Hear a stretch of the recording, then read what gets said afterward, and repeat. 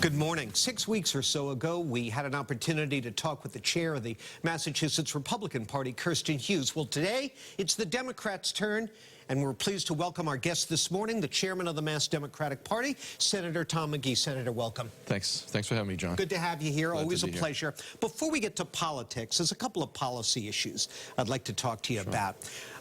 This past week, your congressman, Seth Moulton, a former Marine, I think people know, who served 4 tours in Iraq, tweeted a picture of himself with a friend, an Iraqi soldier who he befriended when he was over there. And he wrote, "Yesterday I lost my closest friend in the Iraqi army to ISIS and our failed policy in Iraq." And this is not the first time Congressman Moulton has been harshly critical of the Obama administration's handling of ISIS in Iraq. I'm just wondering, do you agree with him? I think Seth has been, a real strong voice in terms of being served 4 tours in Iraq, and he has clearly had an indication of what's going on the ground there. But they're complicated issues, and I think whether it be ISIS in Iraq, in Syria, what's happening in the Middle East, I mean, it really is a very complicated situation in trying to move through what's happening with both what the Russians are doing, what's going on with Europe, what's going on with the Middle Eastern countries that are trying to be a part of a coalition. So it's a challenging, I think, situation regardless of who's making those decisions. I think he brings to the table I think an on-the-ground ability to address what he felt and what he experienced over his 4 terms in Iraq. Well, he says the policy's a disaster.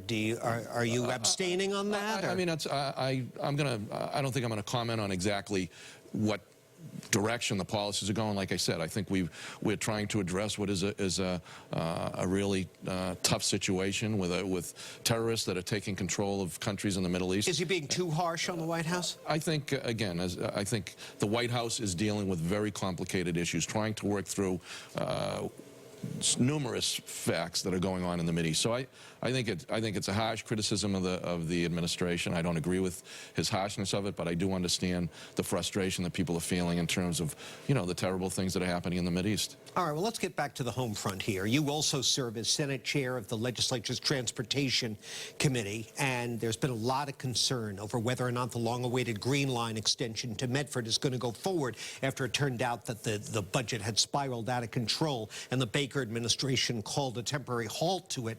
Now, Cambridge and Somerville have announced they'll chip in $75 million to help private developers whose projects might benefit from it are talking about contributing to it. This suggests a whole new model of transportation infrastructure financing. Do you support that? I think what we need to look at, I mean, the reality of the capital investment plan right now has been proposed by this administration, $14.4 billion over the next 5 years. The reality is we should probably be spending at least $20 billion over the next 4 years. And they're identifying 2 major transit expansions, which would be Green Line expansion, South Coast Rail.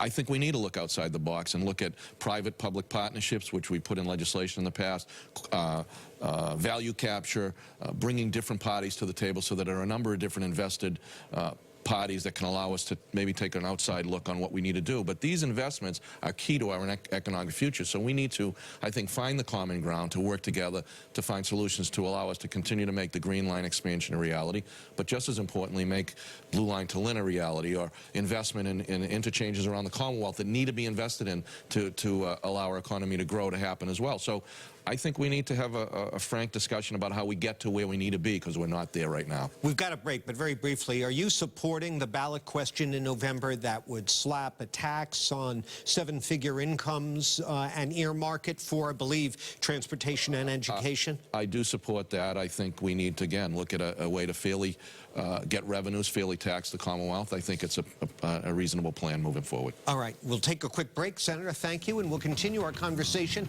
with the chairman of the Massachusetts Democratic Party, Tom McGee. Stay with us.